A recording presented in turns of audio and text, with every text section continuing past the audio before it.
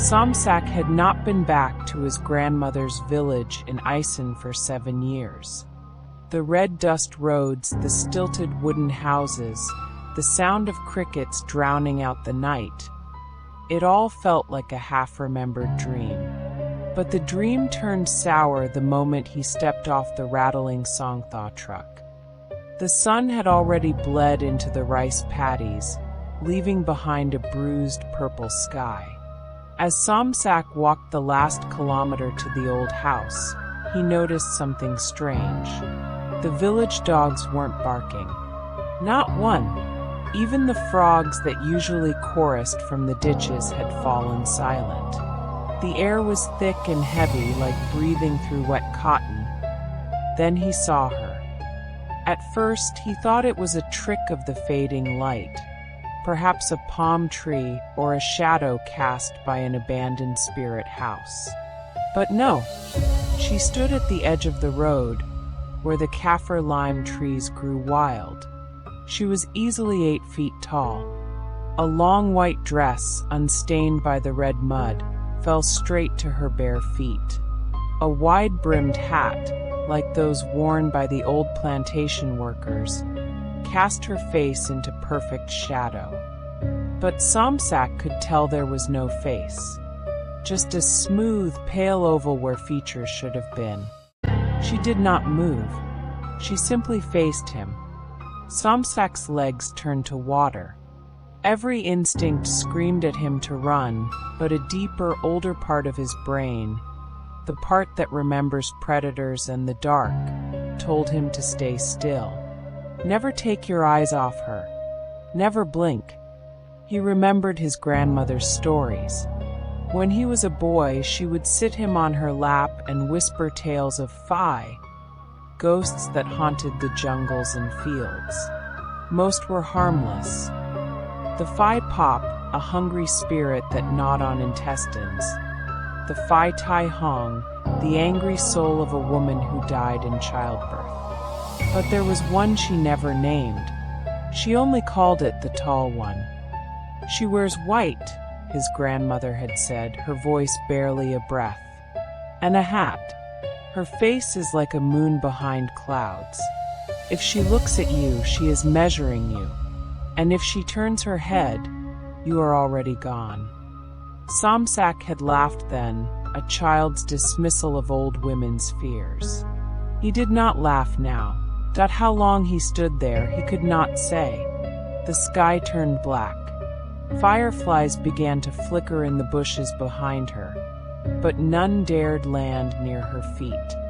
Finally, as if growing bored, she tilted her head, a slow, unnatural motion, like a heron swallowing a frog. Then she turned and walked into the lime grove. Not stepped, walked. Her feet did not bend the grass. Her white dress did not rustle. At the moment she vanished, the dogs began to howl. Somsak ran. He did not stop until he collapsed on his grandmother's porch, pounding on the wooden door until she opened it, her wrinkled face half-lit by an oil lamp. "May I?" he gasped. "Grandmother. I saw her. The tall one." His grandmother did not ask questions. Her face, already weathered by 80 rainy seasons, seemed to carve itself deeper with grief. "You should not have come home," she whispered. "Not this month. Not during the Ghost Gate." She explained that the P-Cam, the Ghost Gate, was open. For 15 nights each year, the spirits of those who died with unfinished business could return. Most were merely sad, but the tall one was different. She had been a woman named Fa, a farmer's daughter, who had been jilted at the altar 70 years ago. Heartbroken, she had walked into the jungle wearing her wedding dress and wide straw hat, and had never come out. Her body had never been found, but her spirit grew. It grew taller and taller, until it towered over men.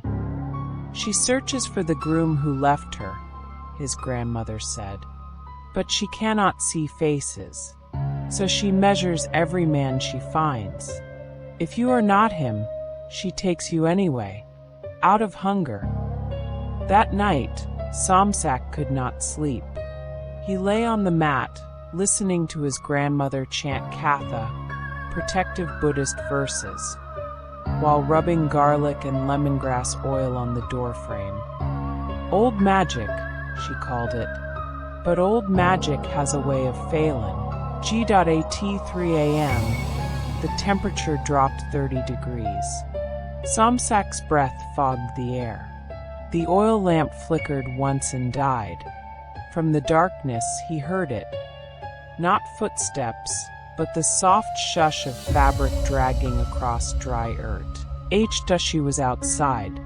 He saw her shadow through the cracks in the wall. 8 feet tall. The hat. The long dress. She stood at the window, her empty face turned toward him. Then she raised one long arm. Her fingers were too long, like bamboo roots, and traced a line down the wooden shutter. Scratch. Scratch. Scrack. Somsak clamped his hands over his mouth. His grandmother was still chanting, louder now, but her voice trembled. The scratching stopped. There was a long silence. Then a sound that turned Somsak's blood to ice. A low, wet humming, like a woman trying to recall a song she had forgotten decades ago. It was beautiful. It was terrible. And then silence.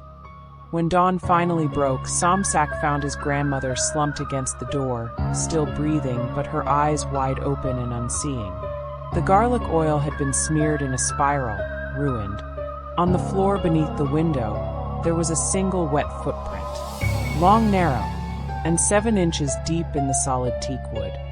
Peckham lasts 15 nights, the village elder told Somsak when he begged for help. You have 14 left. You can run. But she has already measured you. So Somsak ran. He took the first Songthaw back to Bangkok, then a plane to Singapore, then a train to Kuala Lumpur. He changed countries, cities, names. He shaved his head, wore sunglasses, never went out after dusk. For 6 months, nothing happened. He almost began to believe he had escaped. Until one evening, alone in his high-rise apartment on the 23rd floor, he turned from his kitchen sink and saw her. Standing in his living room, 8 feet tall, white dress, wide-brimmed hat. Her face, that smooth, pale void, was tilted toward him. And slowly, so slowly, she raised one bamboo root finger to where her lips should have been. Shhhhh. The lights went out. The air froze. And somewhere in the dark, the humming began again, low, wet, and hungry. Somsak's phone, still on the counter, captured one final text message before the line went dead. It was to his mother. 3 words. She followed me. The apartment was found the next morning. The door was locked from the inside. The windows were sealed. Every single light bulb had shattered. And in the center of the living room floor, burned into the concrete, was a single bare footprint. Somsak was never seen again. But on certain nights, during the ghost gate, when the moon is thin and the dogs refuse to bark, you can hear a tall woman humming an old wedding song as she walks the roads of Isen, still searching for a groom who has long turned to dust. And if you see her, do not run. Do not blink. Do not breathe. She is already measuring you.